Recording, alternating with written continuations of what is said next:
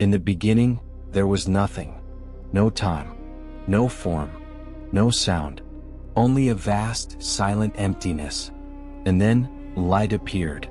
Not just as illumination, but as the first act of order within the void. A light that did not simply reveal, but defined. And with that moment, everything began. Light was separated from darkness, and the first rhythm of existence was formed. Day and night. Time began to move. The sky stretched out, separating the waters above from the waters below. The earth emerged, solid and waiting, and upon it, life began to grow. Vegetation appeared first. Fields, trees, seeds. Then came the greater lights. The sun to govern the day, the moon to guide the night, and the stars, countless, scattered across the heavens. Life filled the world. Creatures moved through the waters. Birds crossed the skies. Animals walked the land. But something was still missing. Everything existed, but nothing yet understood. And so, humanity was formed. From the dust of the earth, Adam was shaped, and into him was breathed life. Not only existence, but awareness. And then Eve, not as a copy, but as a complement. Together they represented something new, a creation capable of choice. They were placed in a place unlike any other, the Garden of Eden, a space of harmony, of balance, of peace. There was no fear, no lack, no separation. Everything was aligned. But even in perfection, there was freedom. And with freedom came possibility. In the center of the garden stood a tree, and with it a single instruction: do not eat from it. It was not restriction for control, but an invitation to trust. And then a question appeared. The serpent did not force. It did not command. It simply introduced doubt. Did God really say that? And with that question, something shifted. Curiosity became desire. Eve reached. Adam followed. And in that moment, everything changed. Not outwardly, but within. Where there had been innocence, there was now awareness. Where there had been openness, there was now fear. They hid, not from the garden, but from themselves. And Eden was no longer home, not because it vanished, but because they could no longer remain. They were sent out, not as rejection, but as consequence. And so began human life outside perfection. Time moved forward. Children were born. Cain and Abel, two paths from the same origin. One chose offering, the other comparison. And when comparison grows unchecked, it becomes something darker. Cain rose against Abel, and for the first time, life was taken. Violence entered the world, and it would not leave. Humanity grew. It expanded across the earth. It built. It learned. It advanced. But it also changed. What began in harmony became distorted. Intention shifted. Corruption spread. Violence became common. And the world no longer reflected what it was meant to be. And so a decision was made, not to erase meaning, but to reset direction. The flood, not a simple storm, but a complete covering. The earth would be washed, but even in judgment, there was preservation. One man was chosen, Noah, not because he was perfect, but because he was different. He was given a task: build an ark, a structure that made no sense to those around him, a mission that required trust without proof. And he obeyed, day after day, year after year, while the world continued as if nothing would change, until it did. The sky opened, rain fell, and it did not stop. Waters rose, the land disappeared. Everything that had been built was covered. Only the ark remained, floating in silence. Inside it, life. Outside, only water. And after what felt like endless time, the rain ceased. The waters began to fall. The earth returned, and with it, a new beginning. The world was no longer the same. But the story was not over. It was only beginning. The waters had receded. The world, once covered in silence and depth, slowly revealed itself again. Mountains emerged, land reappeared, life waited, and resting upon that renewed earth was the ark, not as an ending, but as a transition. Noah and his family stepped out into a world that was both familiar and entirely new. They had survived, but survival was not the purpose. This was a beginning. The air was different, the silence carried weight. Everything seemed reset. And then across the sky something appeared, a bow of light stretching between clouds. A sign, not merely of beauty, but of promise. A reminder that destruction would not define the future, that the story would continue. And so humanity began again. Generations were born. Families spread across the land. The earth filled with movement once more. But something had not changed. The human heart remained complex. And over time, ambition began to rise again. In a land where people gathered together, an idea took form. To build, not for survival, but for identity. A structure that would reach the heavens. A tower, the Tower of Babel. Brick by brick it rose, higher and higher, not just as architecture, but as declaration, a statement of human intention, a desire to ascend without understanding. But unity without purpose becomes distortion, and what seemed like strength turned into confusion. Suddenly voices no longer aligned, words lost meaning, understanding fractured, and the construction stopped. The tower stood unfinished, and humanity was scattered, not as punishment alone, but as redirection, because sometimes stopping the wrong path is the only way forward. Nations formed, languages emerged, cultures developed, and the world became diverse. But in the midst of all this, a new story began, not with a crowd, but with one man, Abraham. He was not powerful, he was not known, he was ordinary, and yet he was called, not with full explanation, but with a simple direction. Leave your land, leave your security, walk toward what you do not yet see. And Abraham moved, not because he understood, but because he trusted. Step by step he walked into uncertainty, and arrived in a land that was not yet his, but had been promised. And along with the land came something greater, a promise, descendants, a future beyond what he could measure. But time passed, years moved forward, and the promise remained unseen. Doubt began to rise, because waiting tests belief. And yet, even when logic resisted, the promise remained. And finally, it happened. A child was born, Isaac. Not expected, not probable, but real. He was more than a son. He was evidence, proof that what seems impossible is not always unreachable. But the story did not end there, because faith is not only given, it is refined. One day, Abraham faced a moment that defied reason. He was asked to offer what had been promised, not to lose it, but to trust beyond understanding. And he walked up the mountain, step by step, not knowing how it would end, only knowing that he would not turn back. And at the final moment, everything changed. The act was not required, because the intention had already been revealed. Where loss seemed certain, provision appeared. The promise remained intact, and it grew. Isaac became part of a larger story, a new generation, and within that generation, another journey began. Jacob, a man shaped by complexity, driven, persistent, but also flawed. His life was not smooth. It was marked by tension, conflict, and transformation. And one night, everything shifted.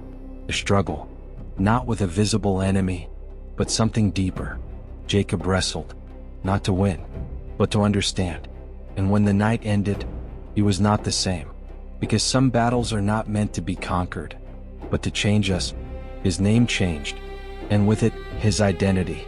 And in another moment, another night, a vision, a ladder, reaching from earth to heaven, with movement between both, a reminder that connection still existed, that even in uncertainty, there was alignment. And so the story continued. The family expanded, and within it, a new path emerged. Joseph, not the strongest, not the oldest, but different. He saw things others did not. And that difference created tension, because vision, when not understood, often leads to rejection. His brothers chose action, not conversation, not resolution, but betrayal. Joseph was taken, sold, removed. What seemed like elimination was actually redirection. He was taken to Egypt, a foreign place, a new beginning, but not an easy one. His journey included injustice, false accusation, isolation, moments where everything seemed lost. But even there, something was forming, because growth does not depend on comfort. It depends on process. And then the moment came. Crisis, famine. The land suffered. Resources became scarce. And in that moment, Joseph was ready, not by chance, but by preparation. He understood what others could not. He saw beyond the immediate, and he was elevated, from forgotten to essential, from prisoner to leader. And then the past returned. His brothers stood before him, the same ones who had betrayed him. And in that moment, everything could have ended in revenge. But it did not, because transformation changes outcomes. Joseph chose something else. Forgiveness, not because the past disappeared, but because the future mattered more. And so the family was reunited, not in conflict, but in restoration. And with that, the story closed, but also opened something new, because now the people were in Egypt. And though it seemed like a place of provision, it would not remain that way. The next chapter was already forming, and it would be more intense than anything before. Time passed. What had once been a place of refuge became something very different. The family that had come to Egypt seeking survival had grown into a people, strong, numerous, visible. But what grows in one generation can be feared in the next. A new ruler rose in Egypt, and he did not remember Joseph. He did not know the past. He only saw a threat, and so he acted. The descendants of Israel were no longer guests. They became slaves.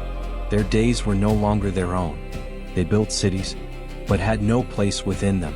They worked, but did not live freely. And so, oppression became their reality. But even in oppression, something was being prepared. Because in the darkest conditions, beginnings are often hidden. A child was born, not in safety, but in danger. His name was Moses, and from the moment he entered the world, his life was shaped by risk. To save him, he had to be released, placed into the river, not abandoned, but entrusted, and the current carried him exactly where he needed to go. He was found, and in a turn no one could have predicted. He was raised within the very system that enslaved his people. He grew as an Egyptian, but he was not one.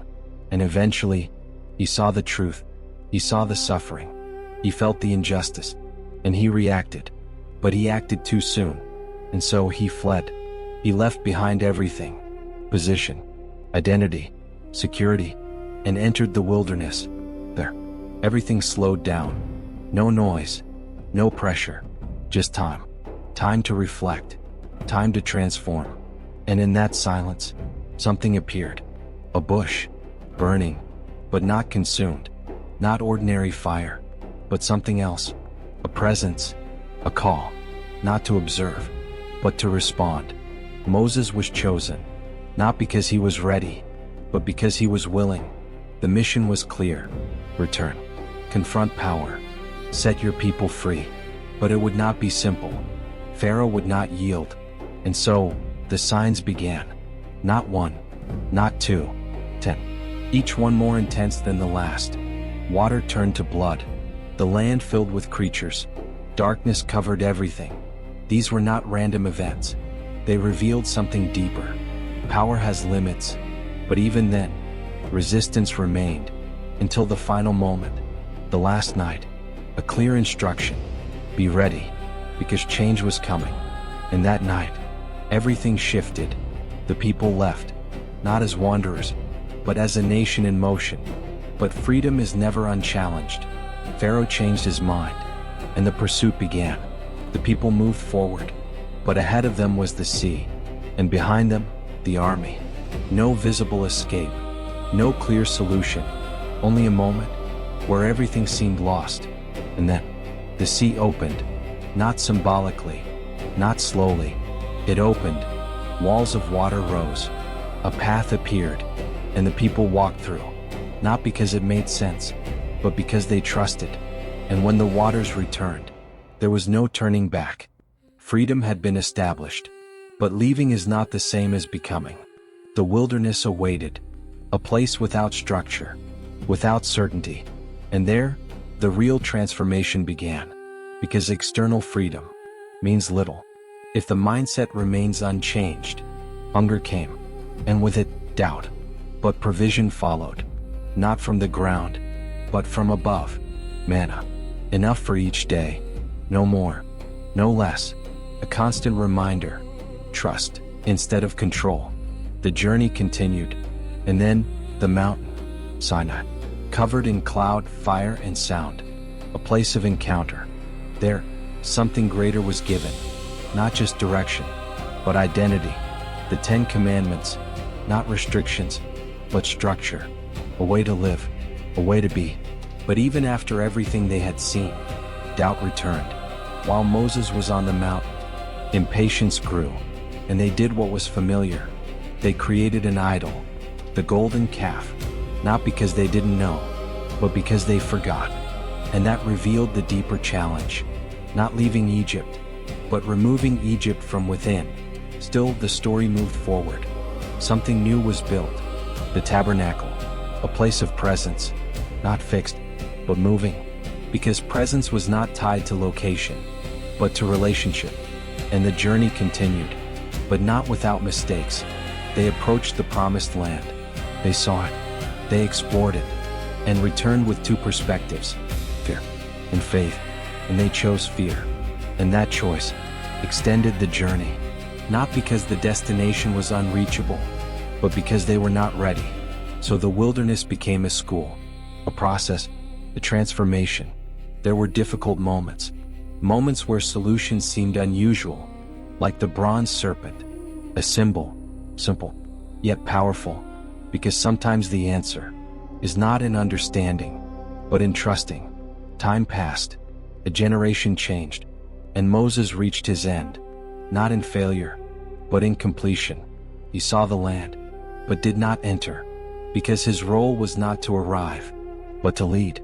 And another rose, Joshua, more direct, more decisive, and the people moved forward again. They reached the Jordan, another obstacle, another moment, and once again, the path opened. They crossed, but this time, it was not escape, it was arrival. Yet one challenge remained, Jericho, a city sealed, fortified, unreachable by force. And yet, the strategy was different. They walked around the city, once, twice, 7 times, and at the right moment, the walls fell, not by strength, but by alignment. And so, the people entered, not as slaves, but as free, not as wanderers, but as inheritors.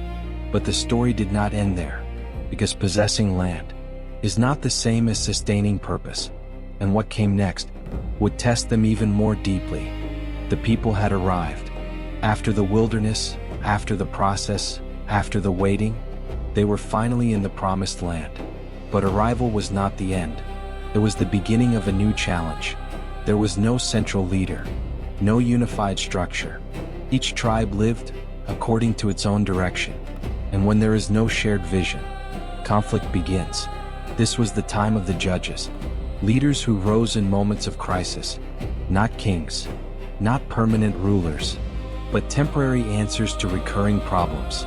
The people moved forward, and then backward. They remembered, and then forgot. It became a cycle: growth, decline, correction. And within that cycle, stories emerged, like Samson, a man of extraordinary strength, not just physical, but symbolic. He represented potential, but also instability, because strength without direction can become destruction. Samson fought. He overcame enemies. But he also made choices that pulled him away from his purpose. And in the end, his final act brought everything down. The temple collapsed, not as a simple victory, but as the end of a path. Time moved on, and the people began to want something different. A king, not to fulfill purpose, but to resemble others. And so, the monarchy began. Samuel stood at the transition, the last judge, and the one who anointed the first king. So, he looked like a king, tall, strong, impressive. Everything seemed right. But leadership is not sustained by appearance. It is sustained by alignment. And over time, that alignment weakened. Saul lost clarity. And when leadership loses direction, instability follows. So another was chosen. David, not the strongest, not the obvious choice, but the right one. And his story began in an unexpected place. A battlefield, 2 armies, 1 standoff, and a giant, Goliath, unmatched, unchallenged. No one stepped forward until a young shepherd did, not with armor, not with weapons, but with a stone and conviction. The moment was brief, but its impact lasting. David didn't just defeat a giant, he revealed something deeper. True strength is not measured by size, but by trust. In time he became king, and under his leadership, the people were united. Jerusalem became the center, and something significant happened. The Ark of the Covenant was brought there, not as decoration, but as presence, a reminder. They were not alone. David ruled with intensity. He made mistakes, but he also knew how to return, and that set him apart. After him came Solomon, a different kind of leader, not focused on war, but on building. And he built something extraordinary, the temple. Not just structure, but meaning. A place where heaven and earth connected. And Solomon became known for wisdom, not knowledge alone, but insight, the ability to see clearly, to decide well. But even wisdom has its limits, because success can distract. And over time, focus shifted. What began as unity became division.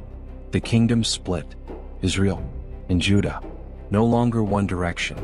And with division came instability. Kings rose, but not all led well. Some guided, others misled. And when leadership drifts, consequences follow. Then came the prophets, not political leaders, but voices that challenged, that warned, that reminded. One of them, Elijah. He stood alone, against many, not with force, but with challenge. An altar, a moment, and then fire fell from heaven.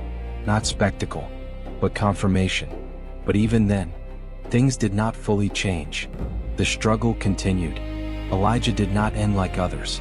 He was taken, lifted beyond, as if his story did not close, but extended. Then came Elisha, and the works continued, because the message was still active.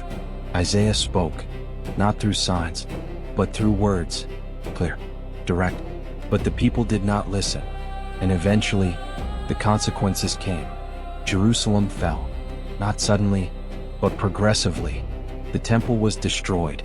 What once represented stability was gone, and the people were taken into exile, Babylon, far from home, far from identity. But even there, the story continued. Daniel lived within that system.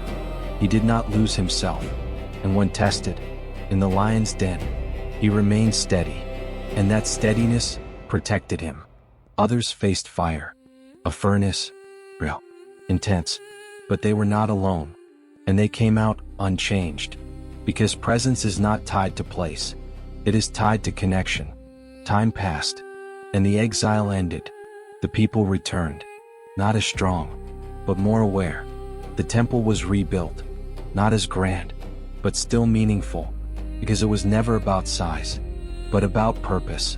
And yet, something was missing, because although the structure stood, the story was not complete.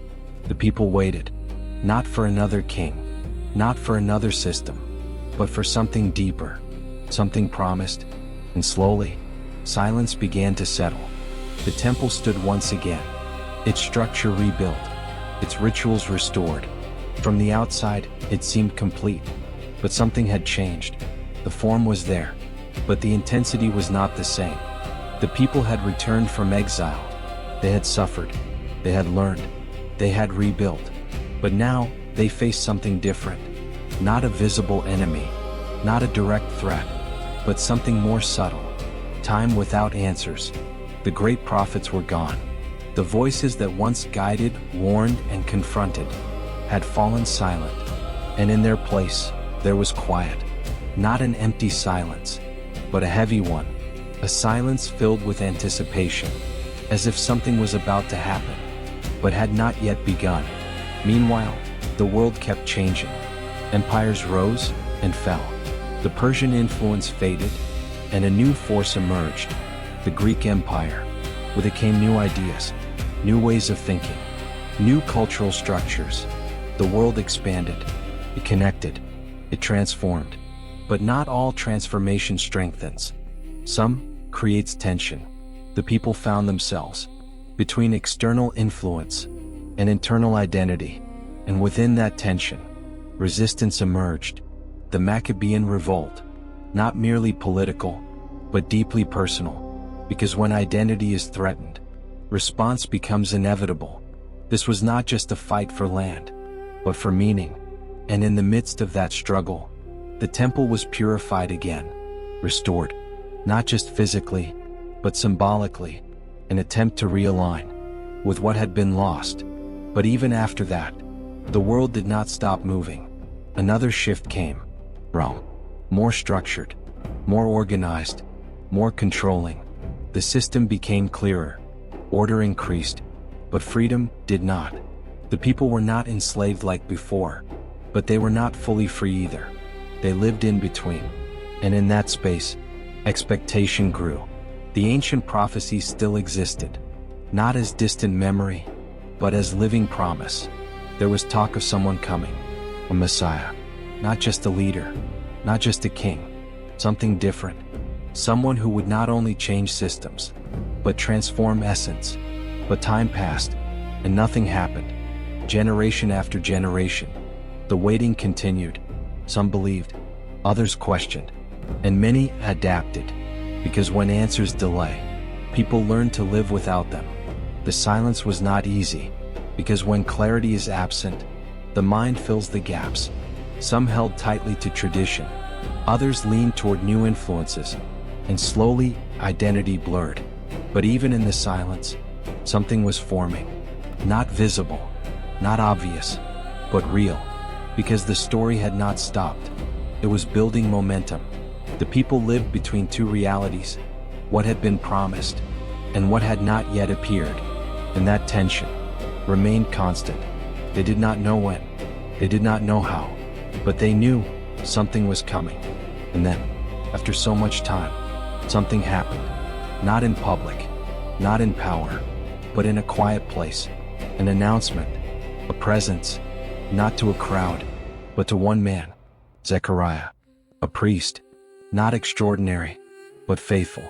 While he carried out his duty, something interrupted the routine, not with noise, but with presence. A message, clear, direct, unexpected. After centuries of silence, a voice spoke again, not to repeat the past, but to open the future. He was told that a son would be born, not as continuation, but as preparation. John, the one who would come before, the one who would prepare the way. He was not the fulfillment, but the signal that the silence was ending, that the waiting was reaching its conclusion. And though few understood it at the time, something had shifted. The story had moved, not visibly, but definitively, because after generations of expectation, the promise was closer than ever. The world did not see it. The empires did not recognize it. But beneath the surface, everything had already begun, and the silence was no longer empty. It was anticipation. After centuries of silence, the story began to move again, not with noise, not with power, but quietly, in a place no one expected. A young woman, Mary. She was not part of a powerful family. She was not at the center of the world, and yet she was chosen, not because of position, but because of openness. And one day, everything changed. Her routine was interrupted, not by chaos, but by presence. A message, not a suggestion, but a revelation, an announcement. She would give birth, not to an ordinary child, but to someone different, someone who would not simply exist within the story, but redefine it. He would not be fully understood, he would not be easily accepted, but he would be necessary. And so, it began, not with celebration, but with uncertainty, travel, displacement, difficult decisions, until finally, in a place no one would have chosen, it happened. The birth, not in a palace, but in a stable, not surrounded by power, but by simplicity. And yet, the presence was undeniable. The light was there, not as spectacle, but as reality. The first to know were not leaders, not authorities, but shepherds, ordinary people. And then others came, from distant lands, guided not by instruction, but by interpretation. A sign in the sky, something had shifted, but not everyone welcomed it, because when something new arrives, it can also be seen as a threat. And so, the family fled, not by choice, but by necessity. Egypt, another beginning, another transition, but this time with purpose. Time passed, the child grew, not in visible extraordinariness, but in the ordinary, learning, observing, understanding. And then, a moment revealed something more. At the temple, not as a visitor, but as someone who understood, yet it was not time.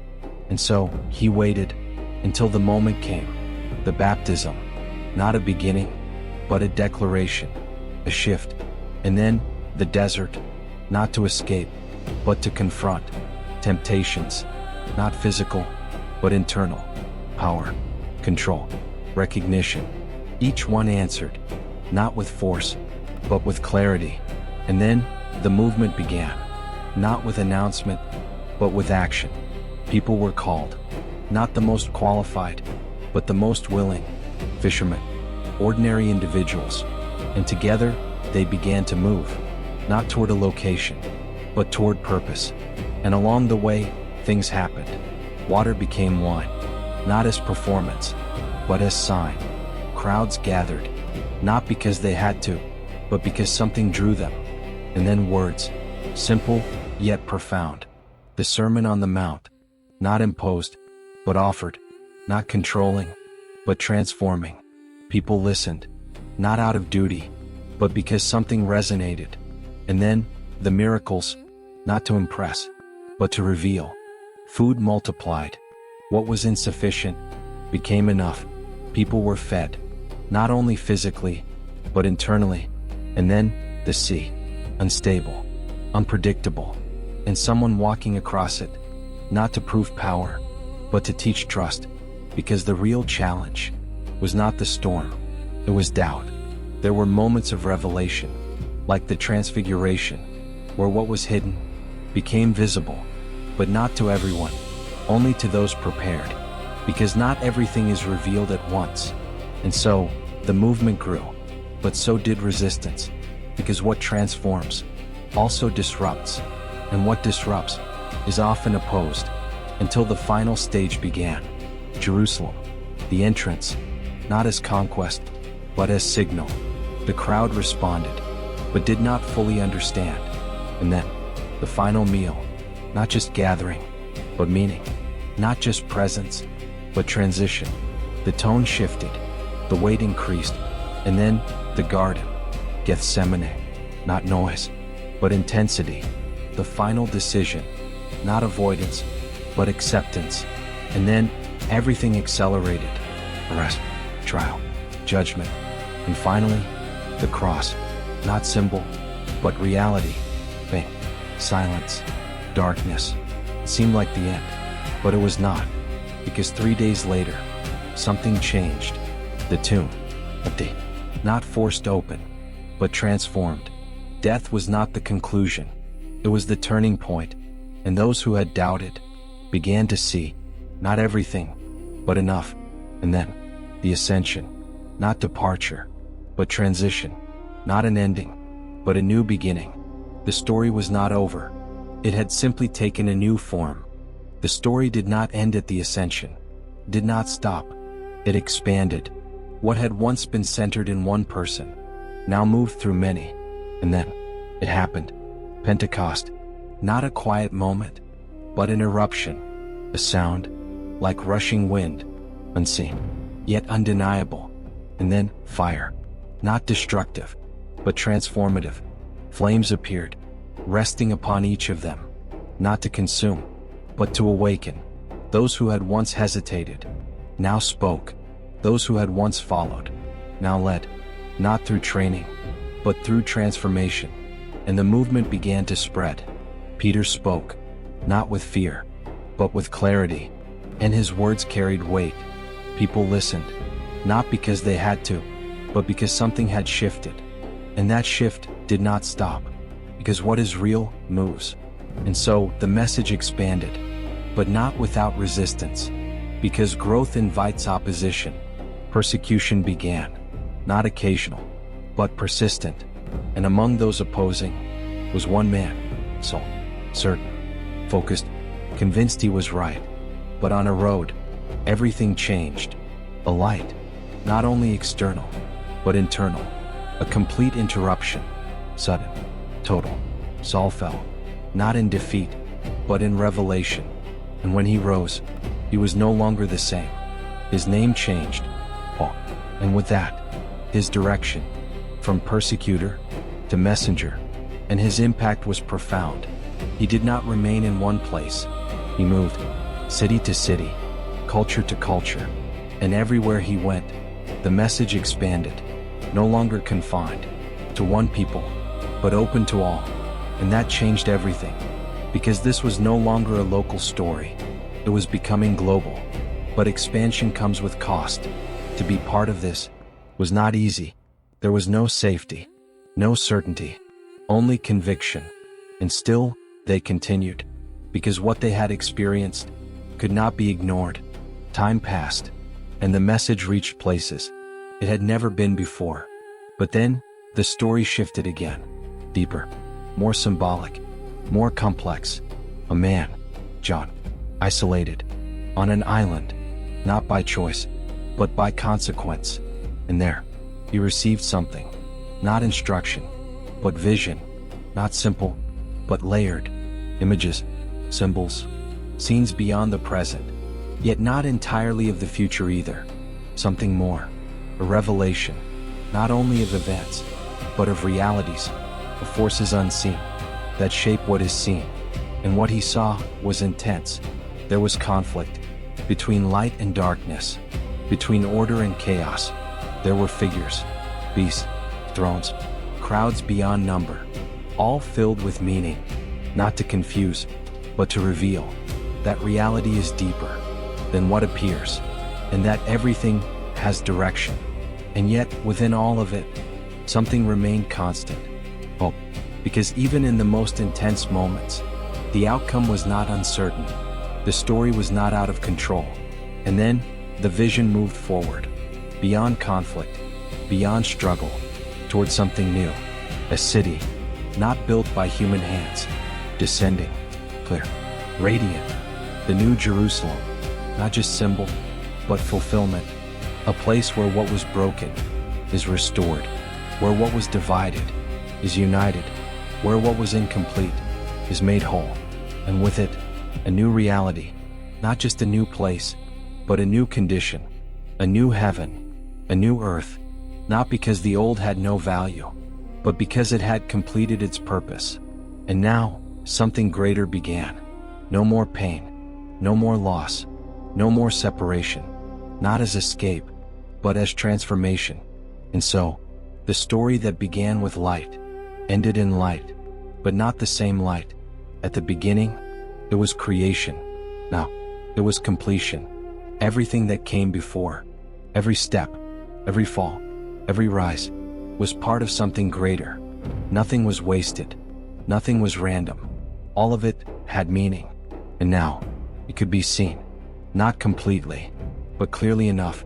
And so, the story does not truly end, because even when the narrative closes, its impact continues, in every generation, in every person, in every choice, because what began still moves.